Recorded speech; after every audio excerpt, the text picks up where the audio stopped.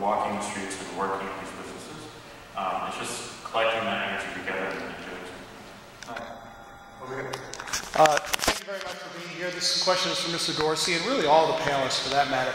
What is your take on virtual currency, for example, Bitcoin, and is that a space that you're going to be utilizing or tapping into also? Very interesting question.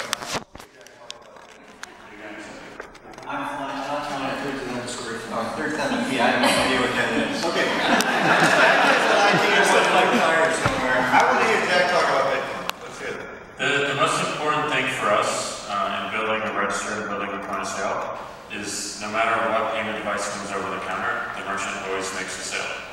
So if a buyer is using a credit card, if a buyer is using cash, if a buyer is using a check, if they're using their phone, or if they're using Bitcoin, we should always make the sale. Bitcoin is a dream for a lot of mathematicians and folks who are into cryptography because it represents a truly anonymous currency that can't be traced and is free.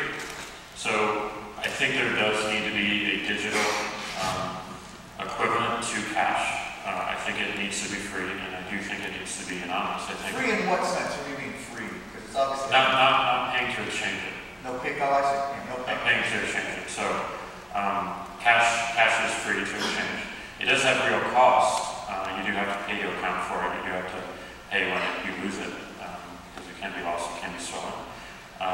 So there's a real cost to cash, and there's also a cost of losing the sale because you don't accept something else. Go back to what you were saying. You're saying people really do believe we need this. Yeah, I think we need it. I think it's important to our democracy. I think anonymity is important to our democracy. We value anonymous communication in the form of whistleblowing, which I think is a really important checkpoint to our government and to corporations existing in this nation and people.